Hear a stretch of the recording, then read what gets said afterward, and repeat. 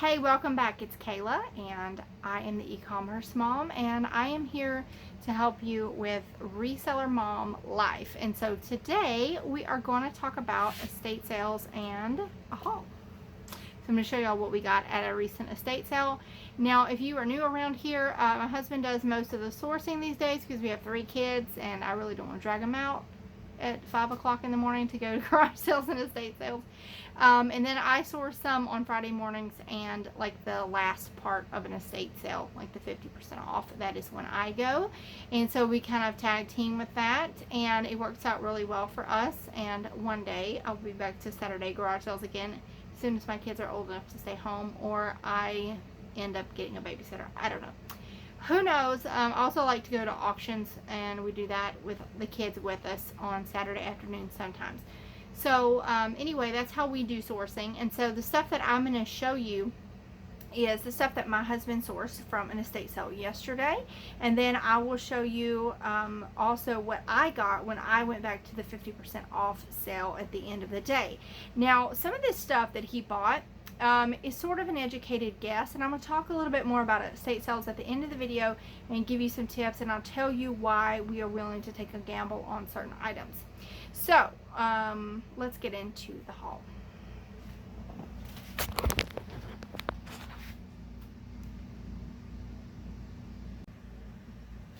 Okay, so this is everything that we got. It's in a big pile here, and I'll go through quickly and show you. This is the bag that my husband takes. It's a large bag that has got Under Armour on it. I assume it's probably for the beach or something. But it's a good idea to take a big bag to an estate sale because you will need it to be able to carry stuff with you.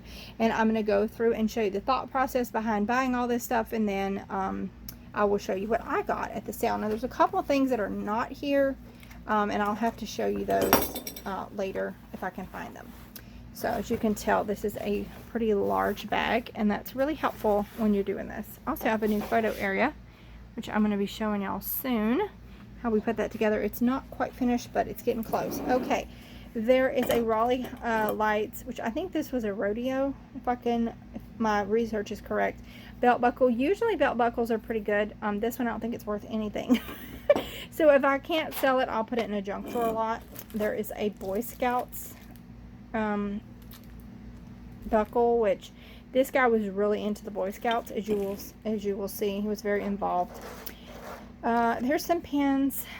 I don't know anything about them, so if you know something about them, let me know, because I don't know how to identify these. But for that price, for $3, you know, we take chances on things, and if we can't get rid of them, they will go in a junk drawer lot. And you can make really good money that way, actually. We do buy pipes from time to time if they're cheap enough. This one is a Medico, I'm guessing is how you pronounce that name. This is a pretty common brand, but it has a magnet top, which is really cool. And it's not actually worth a whole lot. But you'll notice that we just kind of grab and go with estate sales if it's cheap enough, because we know we can get our money back out of it. You just have to, or you won't get anything here, because everybody's going to be grabbing stuff. And this is a pipe. Usually pipes, same brand. Usually pipes are easy to identify because there will be like a marking on them, a name and a number or something like that. This one doesn't really have anything, but I'm going to put these two in a lot probably for $25, and hopefully I'll be able to get that out of it. These are caps. They're pretty cheap. Some of them are kind of done, but I know they're worth 50 cents a piece, and so I'm not worried about getting my money back out of them. Of course, I'm not in this to break even, but I will take a gamble on some. There are some these, which are Troop 12 caps. There's some regular caps like that. There are some of these special ones. Also learned through my research on some of this stuff that this is called a flap, and the flaps are very collectible depending on what's on them. So this was $1. This one's pretty much kind of done. And I don't think my husband saw that, or he would have probably not bought it. This one was $1 also. The ones that are a little bit more fancy are $1. So this has a patch on the front. There's another patch here, another patch there, and another one of those. And there are quite a few of these, so I might lot them together. I'm not sure yet, but those are 50 cents. This Dresser Industries is a valve plant that used to be here, and GE bought them, and basically the building just sits. This was 50 cents.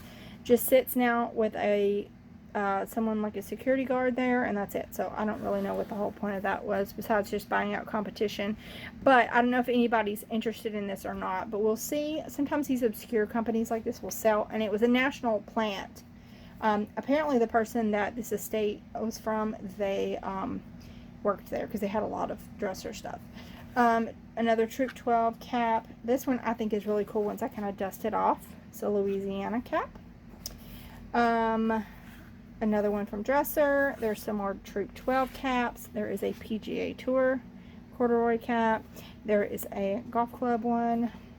All these are the Troop 12, so there's quite a few of those. And then there is this one with the pins, which we may have overpaid. This one may be worth $10, which is what we paid for it. And some more Troop 12 caps. And then there are some patches and pins. And again, I don't know anything about these. If you see something that you know what it is, please let me know in the comments, because I don't know. And they had a lot of patches left. I was very tempted to try to make a deal for all of them, but I didn't. So anyway, there's those patches. This is really cool. This is a What's in My Pockets Fisher-Price book. This is from 1971, and I've seen cloth books before. I actually had some as a child, but not any exactly like this. These are kind of interactive. And so anyway, they are super cool. I really like the pages in this, and they're very heavy material. This is not like cotton. This is almost like a canvas filling material, and it's in pretty good shape, so I'm happy about that. Here's some more patches. Those were $1.50. Some Christmas stamps, which some stamps can be really good. I don't know how these will do, but we'll see. When I saw these on the pictures, I thought they were Tupperware, but they're not. But still, for 50 cents, I can sell them in my booth if nothing else. This Philmont Scout Ranch, some of the belt buckles are worth a lot of money, but I don't know about the cups. I didn't see any of these cups anywhere. And so for 25 cents, definitely worth taking a chance on. Apparently the Philmont Scout Ranch symbol thing is a bull, and I'll show you something I got when I went that has a bull on it in just a minute. Also, this is an Infantino plush Noah's Ark toy, which it's cool and it's vintage, but I don't think it's worth that much, unfortunately. It rattles and it has a squeaker on the end. So I definitely can get the $2 back out of it. But anyway, I thought that was super cool. And then this is a Tupperware toy. If you did not know, Tupperware makes toys. And this is a shape sorter. It's missing supposedly 2 shapes, but for $1.50, that is worth it. And there's a couple other things that I don't have here. One is a pink caboodle, and one was a platter that I wanted that matches my Corelle dishes that I use, because I use vintage Corelle. So anyway, that is that. Now, I've had someone ask me recently how to ship things, and I'm going to use this as an example here of what to do. They asked me, and this is a common question, I don't know how to ship things. I don't know how to put the weights in and all that kind of stuff. I don't know what to do. Okay, I'm going to show you how I would ship, or just talk about for a second how I would ship these items, so that gives you an idea of what to do. You can do flat on eBay. You can do flat shipping, like a flat charge, or you can do calculated shipping. Okay, what I'm going to do for these, and I'll tell you my thought process. These are super lightweight. I would not put them in a in a bubble mailer, because I don't want anything to happen to them. I would put them in a lightweight box. But I would still charge, I mean, you could put them in a poly mailer, maybe. I mean, not a poly mailer, a bubble mailer, and wrap them. Maybe I would do that. And they're super lightweight. Like, let me show you. They are not even an ounce. So you could put them in there. You could do the calculated shipping, do the custom thing. Or they're probably going to be, to sell them both together, probably going to weigh maybe 4 ounces, I'm guessing. And you could do that. But I probably would just charge, because up to 4 ounces, it depends on the zone, because now it goes by zone. And so it depends on how far out it's going from you. But it's probably going to be about $2.75. You could charge $3 for these, cover your supplies, and be done. And put them in a bubble mailer. These can definitely go in a bubble mailer, and they would go by weight, and I would just look at the weight. So it's going to be 9 ounces. I'm probably going to charge $3.75 or $4 for that, and just do a flat rate. These are probably not even an ounce a piece. I would charge probably $3 and just be done with that. And they would go in a probably a bubble mailer, because I wouldn't want them to get bent. And they'd have less chance of getting bent in a bubble mailer. These would probably go in a box, because I would imagine they're going to be a little bit of money, and I want them to get there safely. And then I would just see what they weigh. So, you know, first class is going to go probably up to $5.50, depending on where you're mailing it to. These are like 3 ounces with a box. They're probably going to be 7 or 8 ounces or something. And you can just charge like maybe $4.50 for them. This can go in a poly mailer, not a bubble mailer, but a poly mailer. And you would just charge by weight, but I'm sure it's going to go first class. And you have to get a bigger one than this. Like, all these will go first class because they're under a pound. And they're not super expensive where you need insurance. This is a poly mailer. And you can put that in there. A bigger one, but you can put that in there. Okay, this also can go in a poly mailer. You can roll it up even if you want to and put it in a, like this, and put it in a smaller one like the one I just had. And that works just fine. And that weighs definitely under a pound. You know, $3.50, $4 on that, you'll be fine. This is going to weigh 8 ounces. So what I would do is get the box you're going to put it in, because you're going to need to kind of pack it a little bit. It might be a pound, and you might charge $5.50 or so for it. If it's more than a pound, then do the calculated shipping, and I would put the weight in there between a pound and 2 pounds, because you can put between 1 to 2 pounds. These are going to go first class because they're super lightweight, even if you put them in a box, which I usually box these if they'll fit in a 7 by 6 by 6 box, or a 7 by 7 by 6. I think it's 7 by 7 by 6 box that I buy. I put them in a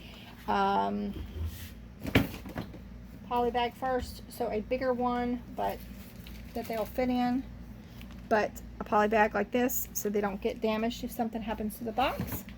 And then I put them in a box, or I have a little bit bigger box, the size that I got from eBay, but they're still under a pound, and I would charge probably $4.50 flat. It's a $4.50 flat fee to do these first class because they're under a pound. So if they're under a pound, it goes first class unless it's super expensive. If not, it goes priority, and I do calculated with the weight. And not everybody does their shipping the same way, but that's a safe way to do it. The same way with these belt buckles, they would go, I'd wrap them in a piece of bubble wrap first, and then they would go in a bubble mailer. And I'm going to charge just a few dollars for that, like maybe $3.50, $4. And about the same for this, probably about $3 for these, because they're super lightweight. So hopefully that gives you an idea of how to ship things, and I'll try to mention that in a second when I show you the rest of the stuff that I got. Okay, so here is what I got at the half price sale. This is a really cool toy, and it may be missing something right here. I'm not sure, but it was $1 because I got this on half price, and it is made by Keys of Learning. If you can see that right there. And it was $1, and I think they're worth about 30, so I was real happy with that. These are what I would call bread and butter items. They were $2 for these vacuum cleaner bags. You can scan them with your phone on the eBay app and check them. I got 2 of those, and then I got this one over here, and they were decent. So this is $1.25 for this one, and they're brand new. And I don't remember, these were $2 a piece, but I don't remember what they ended up being. I love vintage, like, paper stuff, and I don't know if this will sell. I'm not going to list it right now because it's graduation stuff.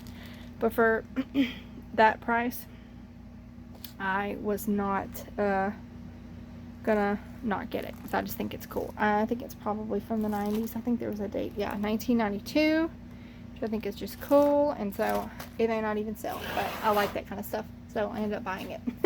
Okay, this was a really good buy, I think, and I was excited to find these. So these, I think I mentioned a while ago. Oh no, I did not notice that. Okay, it does have some damage to it, y'all. I did not notice it. There's a little bit, if you can see.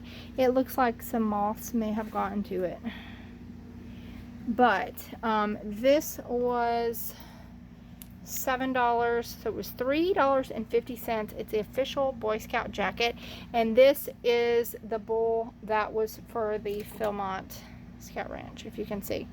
And they sell for about $60, but I don't know what it will do with the holes in it, which you can sell stuff with holes. I just sold a Pendleton jacket the other day, or a big Pendleton wool coat with holes, so you can sell it. It doesn't, and it had stains all over it, and that does not mean that somebody won't buy it. So this one doesn't have any, at least on the at least on the arm.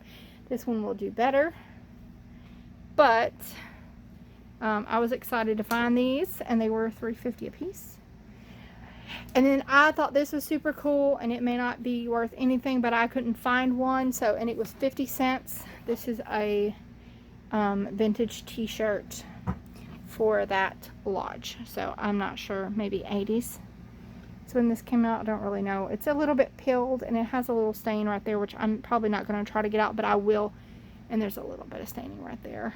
Well, you may not be able to see it because of the light in here, but anyway, it was really good. And my husband said that a lot of this guy's stuff, like right back here, and I don't know if it was on the back or the inside, had his name written in it, and he didn't buy them because of that. But this one did not have anything written in it, and I was super excited to find it. Also, I don't think I showed this a while ago. There's a Boy Scout knife that he is going to clean up a little bit, and we're going to sell. And then also, this came in a bag that he bought from a guy, I think it was in the military, and it was a military backpack, and he just found this in here. This is a CSAT GAT from Sight Systems, which means, I believe it means glass assault tool. So this goes on the end of a shotgun, and you can break glass open with it. These retail for about $100, so I don't know what use they will bring, but I mean, it looks like it's never been used. It's in really good shape. So make sure you check bags and stuff, because you never know what you might find. We found a class ring in one, and we end up returning it to the girl. She had left it in their swim practice in her swim backpack. So I ended up finding her and being able to return it to her. But anyway, that is our estate sale haul. So thank you for joining me. I am so excited that you are here, and I just wanted to tell you that I have some tips for estate sales that we do these things pretty regularly, and we really enjoy going to them, and they can be pricey, but you can also find some good stuff on half price sale. I found some really good stuff here, and for as little as we went shopping yesterday, we did find some things. So you can still find stuff at estate sales.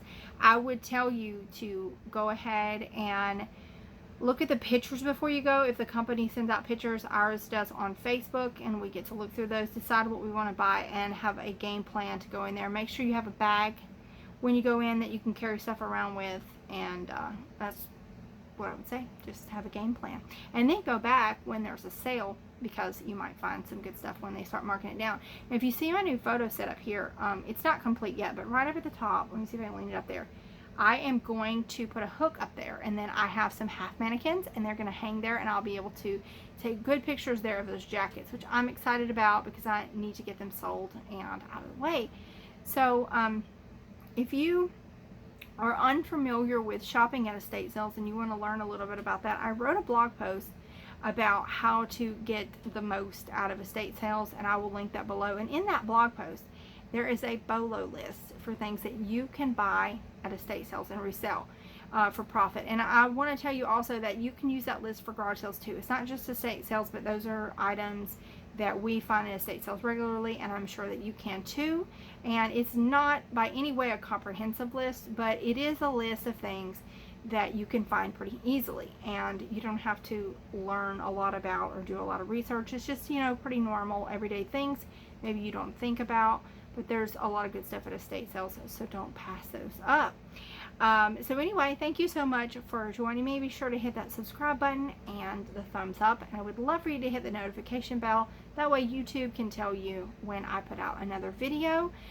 Check out all the links in the description. There's a lot of helpful information down there, especially that BOLO list, and I'll see you next time.